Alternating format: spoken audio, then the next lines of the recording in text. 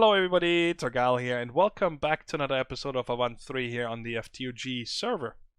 I want to first get started with something that took me quite some time to figure out what is happening. When I come into my house, and I found the sign here, "You are welcome, N. Non-sanity." That's the only person that can be. And I come in here, and you see this now playing question mark, and you hear a little bit of sound. Terrible music, by the way. And then I was looking around. I couldn't find where it was, so I just listened, and it got quieter up here, louder over here again, right? And then I started flying up, and it got really loud up here. You guys hear that? So I figured it was in this floor, and then I was looking around. I was breaking all the carpets and everything. And then all of a sudden I found chiseled rock alabaster over here on the wall. So I uncovered that and it says, Muzak, brought to you by Non-Sanity. Music, I get it, music. And he set up the thing here. There's a storage crate which is empty. But he has an item collector, so I'm guessing he wants to ninja my emeralds. No, I'm kidding. He has an entity detector, 10 radius, any players. Okay, and then he has 2 mechanical users, and I'm guessing this one here. Is there more going on over here? No, I'm not sure what this one is for. This mechanical user. Or maybe he just right-click it to play it again or something. But anyway, this one puts the disc in here. This disc. Question mark by Biomes of Plenty. And then starts playing it. So yeah, he pranked me here. He got me good. I couldn't figure this out for the longest time. And I'll just put this in here. So, whoa! It's pumping it out. It's all on the mechanical user now. I'll clean this up. I figured out how to clean this up later. So I just want to get started with that. But now let's get going over here. And I want to show you a cool automation that it took me a better part of the day today to figure this out. And I wanted to say a big thank you to Toddy the Body. He came over here and troubleshooted with me a lot on RFTools Control of something that we just couldn't wrap our head around. And then when we figured out, we're like, oh man, of course, this is easy, right? And we also were tweeting with McJetty because we had a few questions and he was really nice and replied to them and so on. So thank you very much for the support. So, what am I doing here? If you guys have watched any of my past series, you know that I like to automate my Slate production. And in the past, I have mostly done that with Steve's Factory Manager. Well, we don't have that. But McJenny has recently brought out a new mod called RFTools Control. And you guys remember that I tried to use that for my ore automation, my processing and sorting. But it would have been too bloated. There's just a much easier way with the mechanism pipes of doing that. But I really wanted to use it here. And let me just show you, this is the program itself, okay? It might look like a lot, but it's actually very simple. And I hope that I can explain that to you nicely here in a minute. But let's get started with actual RFTools Control itself, okay? Let me just clear that here. That's a console you can type in. And how that works is you have these, you make a programmer that you write the programs with, and then you need a processor that executes these programs. And we have 6 slots up there. Each one of those is for a program. Okay? Well, every computer needs a CPU. There are 3 different ones. I made the biggest one. This one can do 16 operations per tick. And I have more actually, but this is enough, all we need. Then you have a network card, which can talk to these nodes right here. Check it out. There's these RFTool nodes. All they are is pretty much a wireless connection to something else. There's a node here, a node right there, and there's 2 nodes over here in the wall. Okay? And I'll show you what all these are called and how you set them up in just a second. So I'm going to leave this open for a moment. So then this talks to it, and then you can also give it RAM. We don't need RAM in this one. But you guys see we got now 8 slots over here. And these are variables you can save within the program and then reuse and later use. But for every variable you want to keep in memory, you need a memory. That's why you have a RAM chip, right? And then up here, you put the actual program, okay? And that is the program we're using here today. And now another thing we need to do is click on this little button up here to allocate resources. I don't need any of these, but I just like to give it to it just in case I ever stumble across a variable that I want to save. Well, I have 8 possible right here. And over this way, we can, you see now, missing internal slot because my program wants to put something or check something in an internal slot. So for this first program, all I need is 3 slots. This one is going to hold stone, this one holds the basic slates, and this one holds the reinforced slates. So I just assign those, and that is it.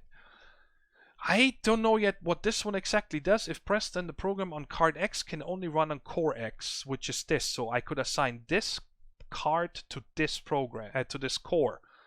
I don't have any use for that, so I'll leave it. And this right here, the overhead log, is, check it out. When I gotta unclick this here, and now log. You guys see now it puts a hologram log above this here. So if you have, you know, debug messages or anything you set up, you don't need to open this every time to look in. It can show them right here. And then there's something new also. This, I guess, is a debug mode, events queued, waiting items, logs. That's pretty cool. It just shows you how many things it does. And then you also have a graphics display, which I think you can tie it to this to the screens from RFTools, but I haven't played around with that. I don't need any logs, so I just leave it off, and if there's any issues, then I write in here. And then in here you can type clear, for example. And now let's set up the nodes first, so you guys see when I'm talking to them in the program, you guys know what I'm talking about. So let me remove this guy here real quick. I have 2 liquid monitors because RFTools Control cannot yet directly read how much liquid is in the altar. There is a get liquid, but it only works on tanks and so on, but not the altar yet. So I had to resort to using the liquid monitors from RFTools, which can read the capacity of the altar. Okay, and how that works is that when whatever you set up in here is true, it will emit a redstone signal coming out of the back. Okay, right there. And that's why I have this node sitting right against that. Like, oops. I needed to point down, please. Like that. Okay, it gonna just give the redstone signal to here so I can read it from this node in my program. And over here I have the same. There's another node right there. Okay? So, the way you initialize them, we have 4. There's 2 more right there just for the levers. That's all I'm reading with this. So you come in, should probably show you this first. I'm making a channel called TBM, which means Thorgal Blood Magic. Every one of these 4 nodes starts with TBM. You guys see that right there? TBM, TBM, TBM, TDM. And what that does is that when you have a network card, I can now talk to this one channel. I believe you need more than 1 network card if I want to talk to more than 1 channel. Okay, it makes sense. And this one is called 3KLP. What that stands for is 3000 LP. This one is set to 1000 LP. It's just a name, the node. And these 2 over here is called S1 for Slate 1 and S2 Slate 2, which is the reinforced one. Okay? You come in here and you type net setup Thorgal Blood Magic. Enter. And now it's telling me 4 nodes found. No crafting stations. If I want to know what they are, net list, it shows me all 4. See, 3000 LP, 1000 LP, S1 and S2. So now I can talk to these, and they're just like part of this processor. Okay? I hope that makes sense. So now let's put this back here, and one more thing we got to set up right here. This liquid monitor, I'm checking if the blood altar, you need to select this so it's dark gray, guys. Otherwise, it doesn't know what to check. And I'm checking if it has less than 10%, so under 1000 LP. If that is true, yes, there's less than 1000, then this will give a redstone signal to this node. And this one right here, gotta check it. I'm checking if it has less than 30%, which is 3000 LP, which you need to make a reinforced slate.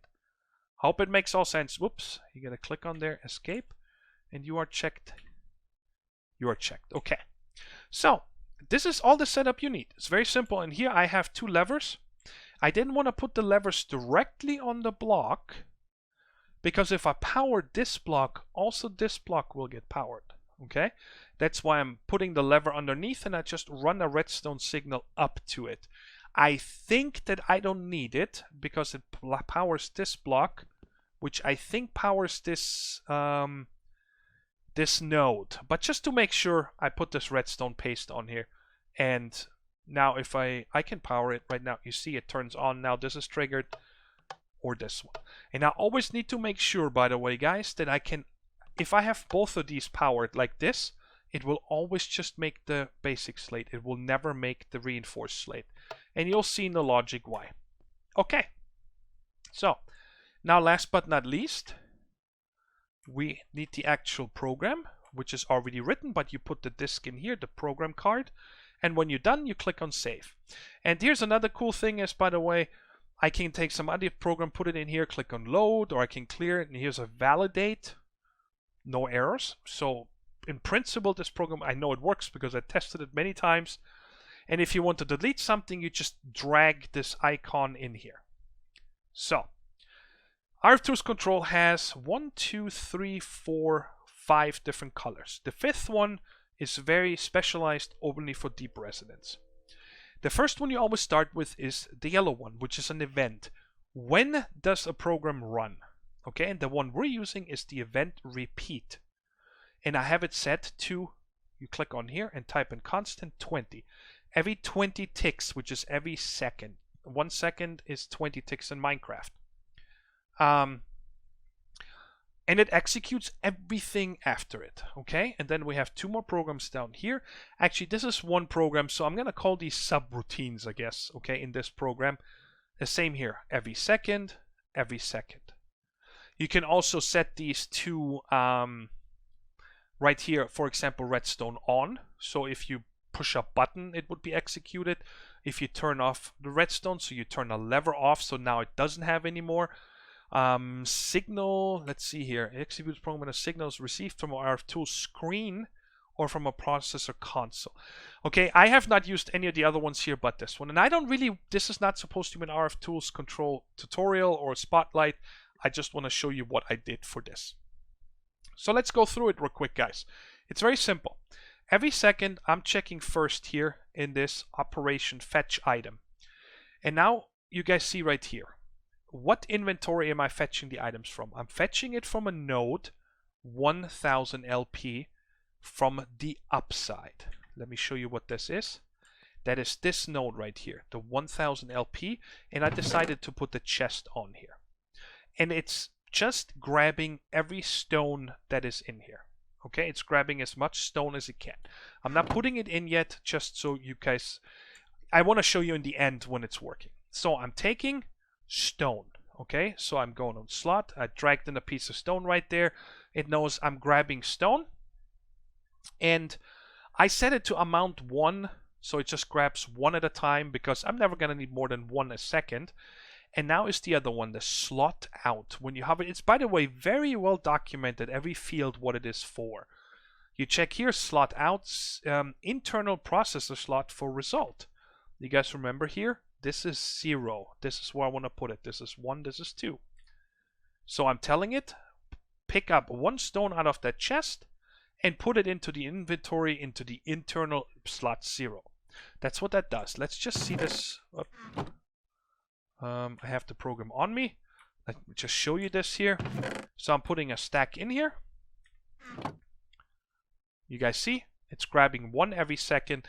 And when this is full, it will just leave it alone. So let's put the rest in here.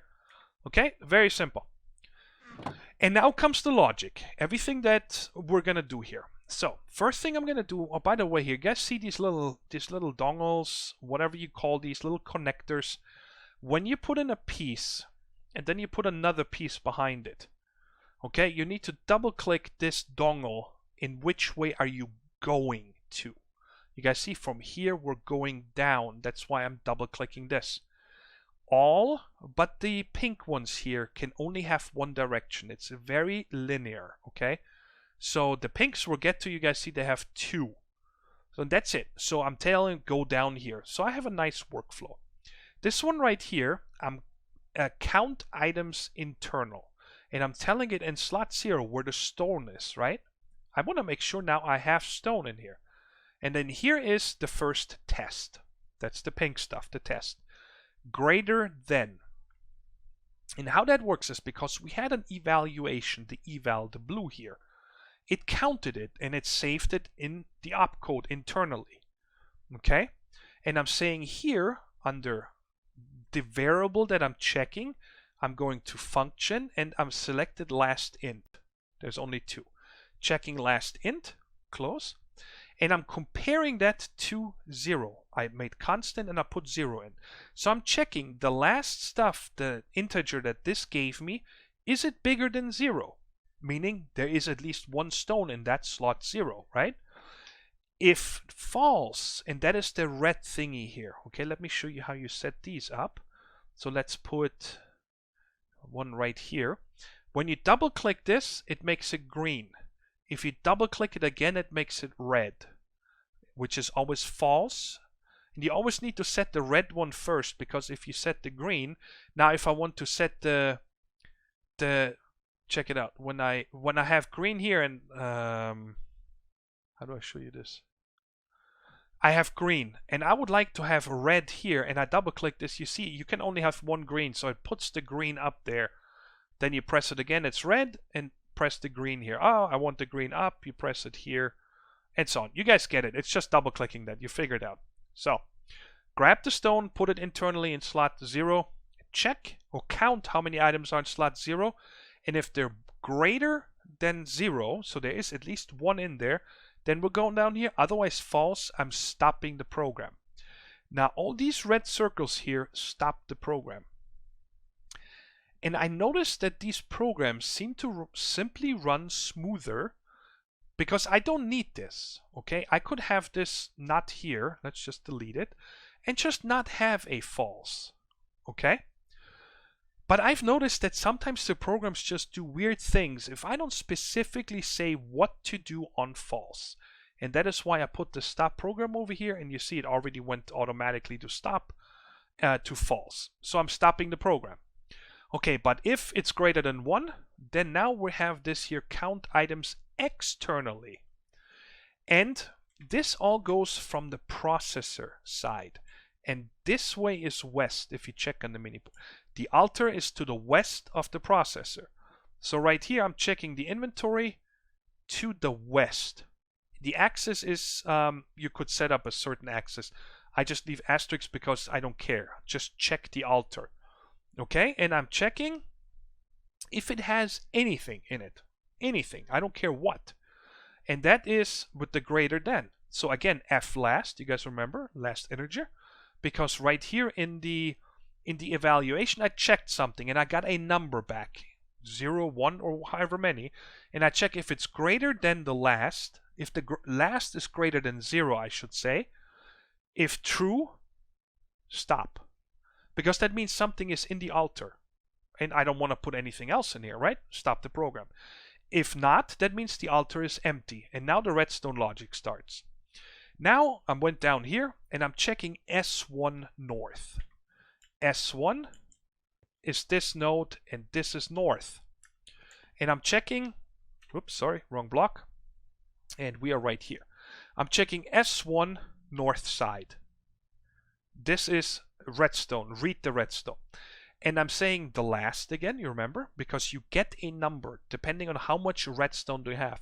And we're getting 15 because the lever is powering it, right, with 15.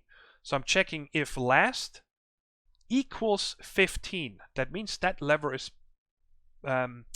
pulled. I want to make the basic slates. True, go into the next redstone evaluation. And that is the 1K LP north side, which is this node back here. And this is north that is facing this liquid monitor, right? So I'm checking right here. And the test is the last number that I got from there, however much, it's giving, if it has less than 1000, it's going to emit redstone, okay? And I'm checking right here if it is 0, meaning there is no redstone signal, which means there's more than 1000 LP in the altar. I hope that makes sense. It's 1000 or more because we're checking in the monitor if it is less than 1000. So 999 down to 0. So now that means I have the stone, the altar is empty, the blank slate lever is pulled, and I have at least 1000 LP in the altar, right? Because I'm checking that here. Now I'm taking out of the internal slot 0 where we have the stone, I'm taking one stone and I'm putting it to the west, which is the blood altar. Okay? It's so hard to explain this, but I hope that you guys get this. Very simple. Now, but what happens if there's not 1000 LP in the altar, right? Right here, I'm stopping the program again. Because this lever is pulled. I want to make regular slates.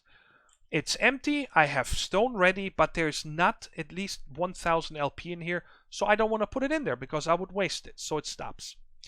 But now where does it change?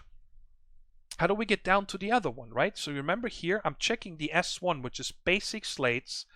And I'm checking if it is a redstone of 15, meaning the lever is pulled. If not false, right here, I'm going down and I'm checking the S2 lever. Okay? Which is this node.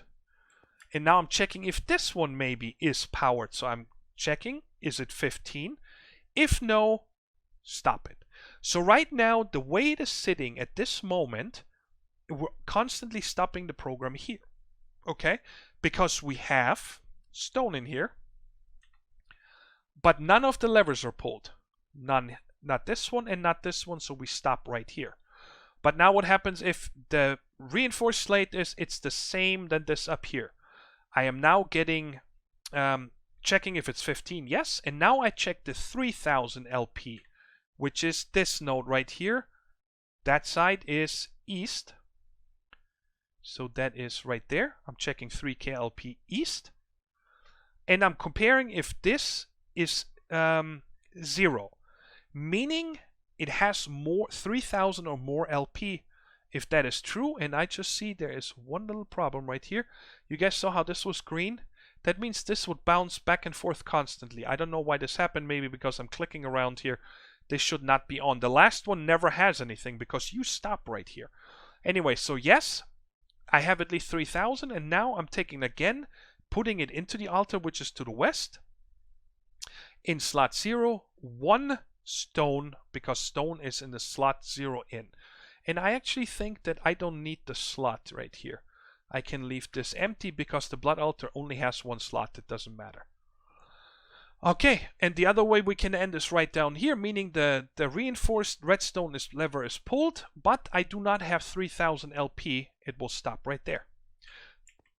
That is it for how to get it in there. And the other two on the bottom are very simple.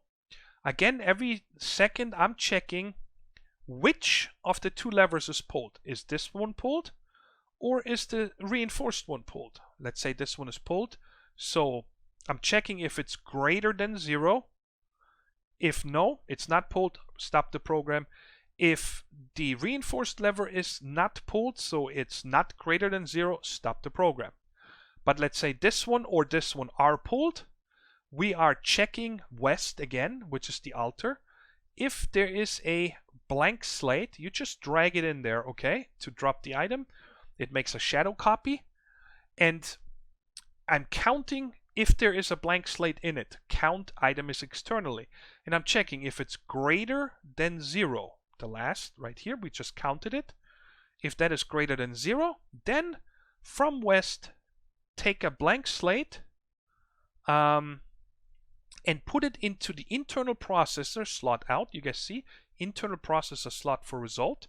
This one is called fetch items. Okay, I'm fetching an item out of the blood altar, a blank slate, and I put it internally in the processor in slot 1, which is right there. And then scroll down. The next and last step is I am then putting it into the 1K LP up, which is this golden chest right here. And there is no need to give it any slot or whatever. And I'm just putting slot in is this one right there. Okay, so that's all this does down here. Check if what lever is pulled, either the left or the right one. If the left one is pulled, check if there's a slate in the altar.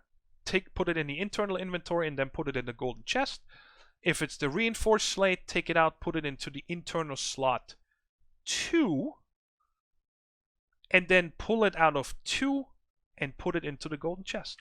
So that is all this does. I know this is probably a lot of stuff, and I hope that you guys bear it with me here. You guys see this is a very powerful mod, and it is a lot of fun finding out. I love this kind of stuff here. It's entertaining for me. It can be a little mind-wrecking at times if you're new to the mod, but once you see the potential in this, especially because McJetty is constantly updating this mod.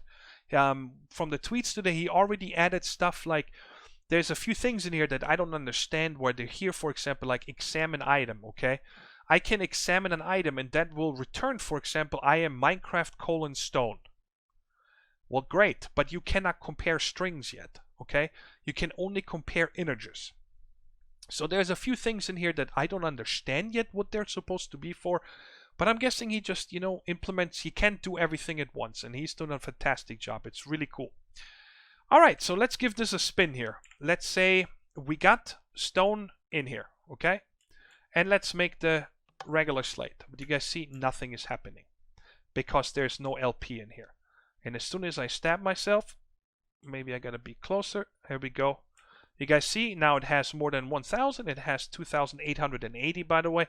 That's how much we get per stab. So this is gonna make us 2 regular slates. We're just gonna wait this out for a moment here. It should be done. There it is, and bam, it's gone. We're now at 23. And when this one is done, we should be at 24, and then it stops. Because then the blood altar is going to be at 880, right? Hello? What? Didn't we start at 2880? So why is it down? What's happening here? Why am I... Is this thing here? No. Why did this train me?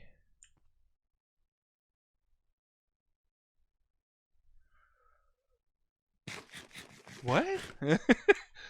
We do have 24.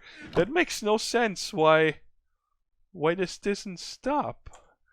But now next we want to make a reinforced slate, but I need some LP from up here. Thank you very much, by the way. One person commented to make sure to wait that these flames go off, these little ones. Now they're gone, because only now do I get the full 2,880 that I put in here. Got 2,840. What is draining me? What's going on? Now it stopped. Where did this go? What's going on here?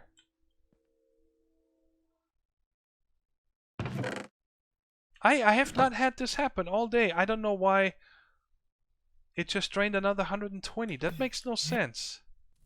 But let's wait for this flame to go out real quick. Alright. Do it. Are you still draining now? No. But now we have 5,640. That means I can make at least one reinforced slate, right? So let's flip this one. And now it puts it in. And now it's going to leave it in there until the slate was reinforced. So that's going to take a few extra seconds. Let's check here real quick. We have 8. And there's the first one. And then it's going to make us the reinforced one in just a second. So guys, this is actually all I'm going to show you today, because it took me 5-ish hours to fiddle around with this. I tried a lot of different things. I also even tried integrated dynamics, which I couldn't either. I could not read this blood magic altar. There we go. We got 9. And you guys see, it's not putting another one because we only have 2,640. So let's just say, so now 2,000, probably close to 3,000, right? There we go, 3,040, and it started again because it's still set to reinforce slates.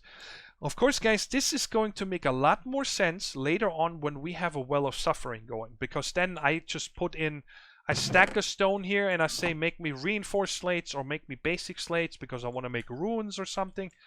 But even for now, it makes my life easier because I'm gonna need a lot of these reinforced slates until next episode, so we can upgrade this. And I also want to take a look at the two different armors next episode. I want to do both of them if possible at the same time, but at least one of them. The other one would be from Psy. Yeah, 40 LP left. So guys, a little bit different. I know it was a little bit technical, more technical than usual, but I really wanted to show this off because I think it is a fantastic mod, RFTools Control. And if you have any questions, please let me know about this, okay? Or if you want to see me do a mod spotlight on this, I have considered making one, but I want to hear back from you guys if there's any interest first, because I know a lot of people always run away in the past when they seen Steve's Factory Manager and so on. But there's just so much potential if you really learn and to use one of these mods. I love it. I'm a programmer, so I love this logical stuff. Anyways, guys, hope you enjoyed the episode. A little bit shorter than usually, but I don't have anything else. I'm gonna need probably a day to make all these slates, and I wanted to get this episode out. So hope you enjoyed it, and I'll talk to you in the next one. Take care, stay safe, and bye bye.